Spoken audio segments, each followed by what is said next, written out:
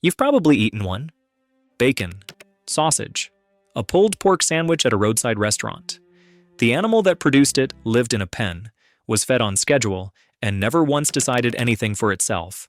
That is not the animal we're talking about.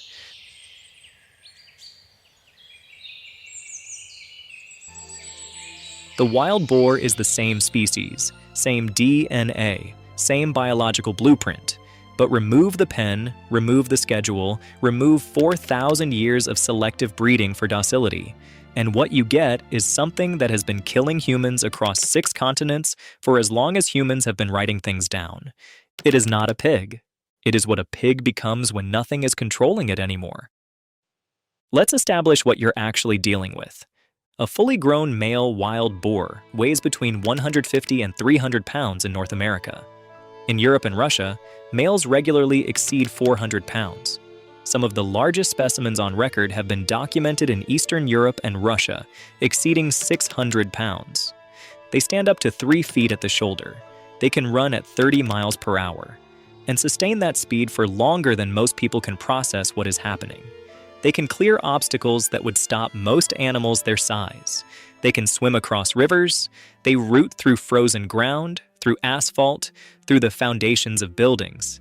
And they are armed. The tusks of a male wild boar are not decorative.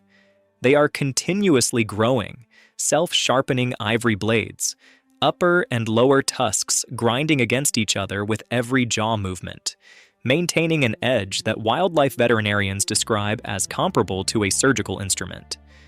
Lower tusks on large males have been documented at up to 6 inches in length. They curve upward and outward, designed not to stab, but to slash, a low, fast, upward hooking motion that opens tissue from groin to ribcage in a single movement.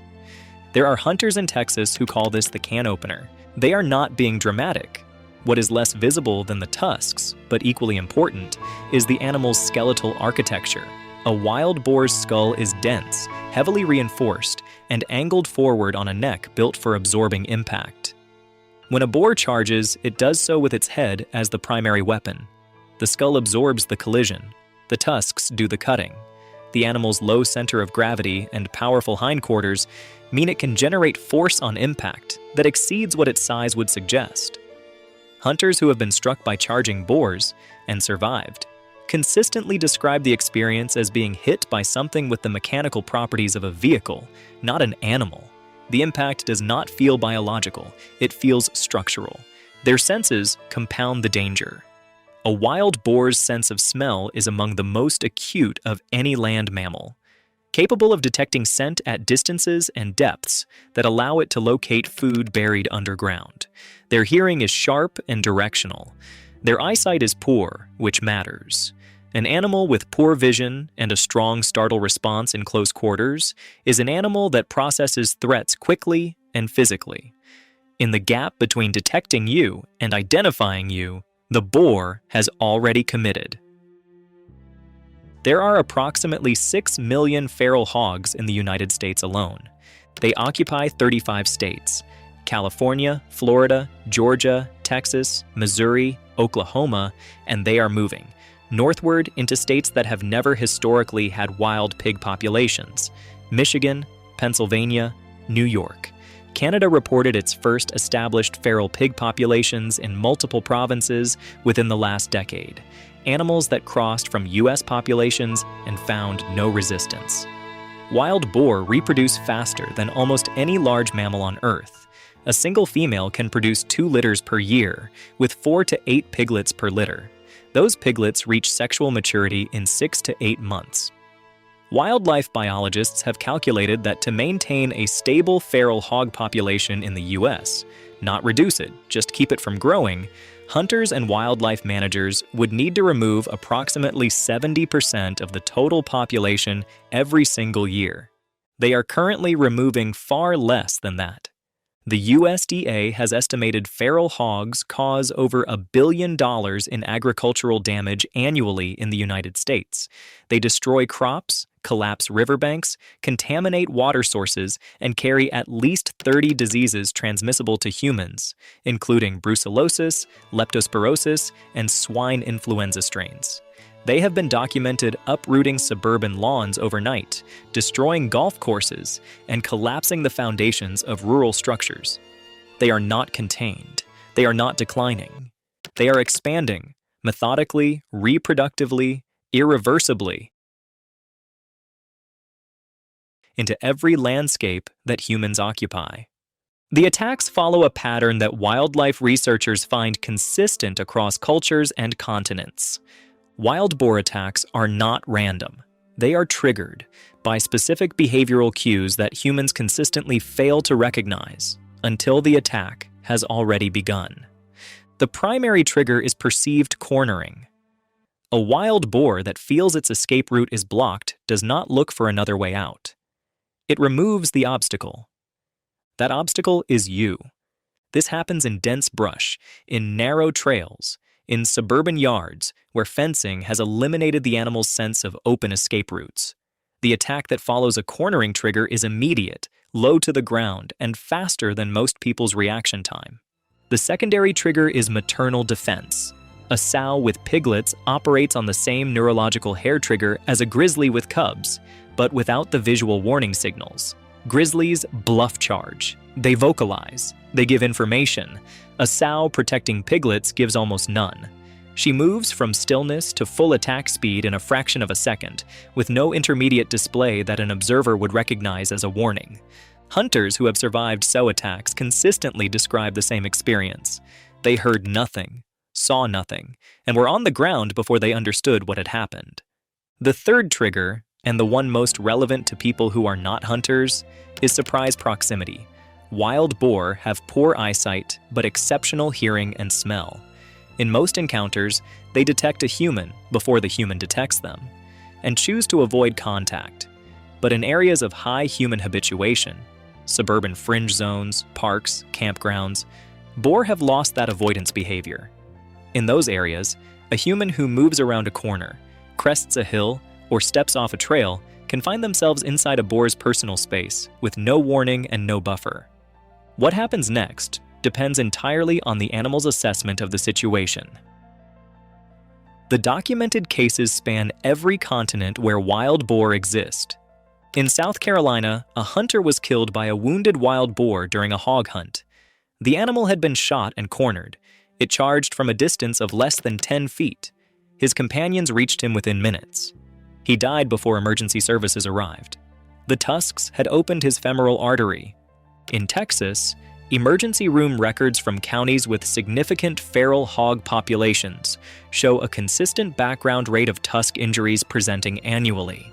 Lacerations, puncture wounds, and the specific slash pattern that surgeons have learned to identify without being told the cause. Most are hunters. Some are not. A woman jogging in a public park in Germany was charged by a wild boar and knocked to the ground, sustaining injuries requiring hospitalization. The park had documented wild boar activity for months. No warnings had been posted. In Italy, wild boar have become a documented urban problem in multiple cities, including Rome, where herds move through residential neighborhoods at night. Confrontations with residents have led to hospitalizations, and local officials have described the situation as a public safety emergency with no clear resolution. In India, where wild boar populations overlap significantly with rural agricultural communities, boar attacks on humans are tracked separately from tiger and leopard incidents in several states, because they occur with comparable frequency.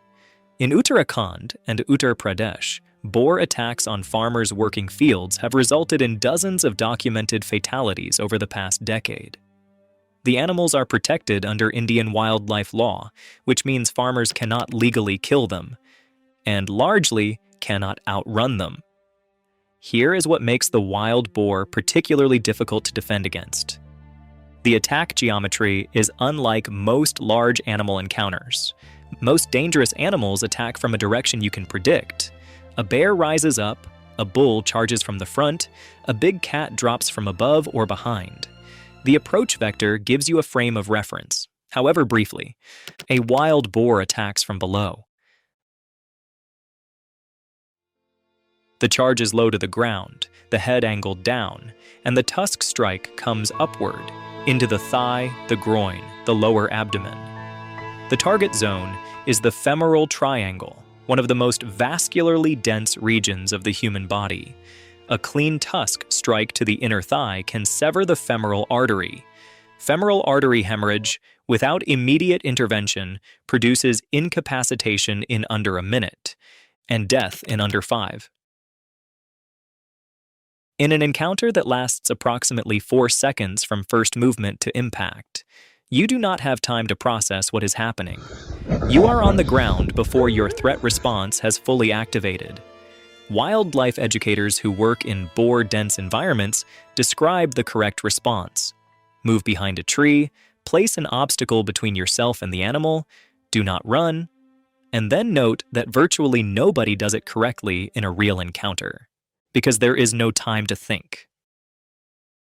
There is only the impact, and then whatever comes after. Bear spray has some documented effectiveness in deterring wild boar at close range, but its deployment window is extremely narrow. The charge happens faster than a grizzly's, and the animal's low attack angle means the spray must be directed downward, not forward. Firearms work, but only if the shooter has time to use them, which requires detecting the approach before it becomes an attack. In dense brush, in low light, in suburban parks at dawn, detection time approaches 0. The honest assessment from wildlife managers who work in high-density boar zones is this: your best defense against a wild boar is not encountering one. And in the areas where that is no longer a reliable option, the risk has not been adequately communicated to the people living with it. Here is what wildlife managers still do not fully understand about wild boar behavior. Boar are highly intelligent, consistently ranked among the most cognitively sophisticated non-primate mammals in behavioral research.